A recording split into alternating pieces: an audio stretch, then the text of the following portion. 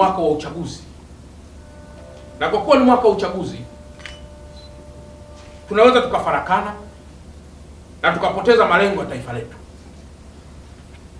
Kumekuwa pia kuna malalamiko mengi ya kutaka tume huru ya uchaguzi,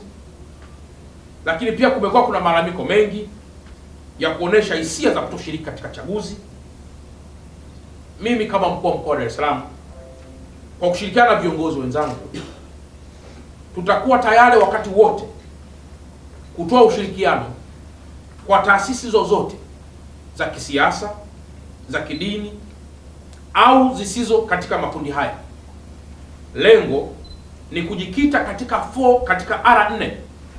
ambazo Mheshimiwa Rais aliziasisi, kuhakikisha tunakaa pamoja,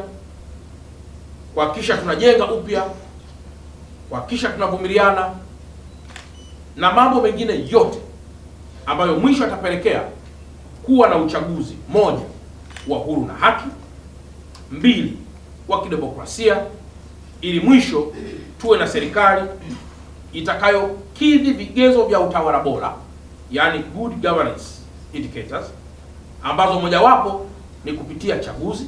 zitakazokuwa za huru na haki na kadhalika.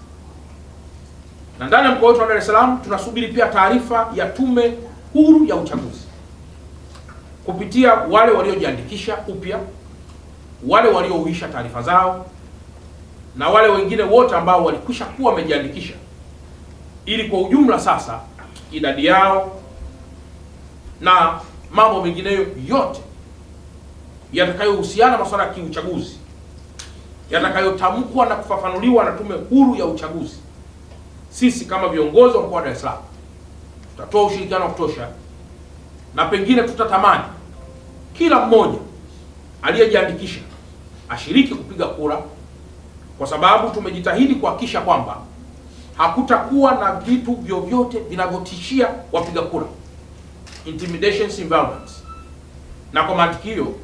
yoyote aliyejiandikisha atakutana na mazingira bora, sahihi, ya wazi, yasiyotisha, ili kwenda kapige kura kama haki yake ya msingi katika taifa huru na la kidemokrasia linaloongozwa na Mheshimiwa Dr. Samia Suluhu Hassan. Viongozi wa vyama vya kisiasa wa mkoa wa Dar es Salaam, kwa kushirikiana na viongozi wa serikali wa mkoa wa Dar es Salaam, tutaendelea kufungua milango hii kadiri siku zinavyozidi kwenda, ili kuruhusu kila mmoja kuelekea kwenye chaguzi hizi asiwe na malalamiko wala dukuduku za aina yoyote mpaka siku ya uchaguzi. Lakini naendelea kusisitiza kwamba hakutakuwa na hata mmoja wa kuharibu au kufifisha amani ambayo tayari imekwisha jengwa.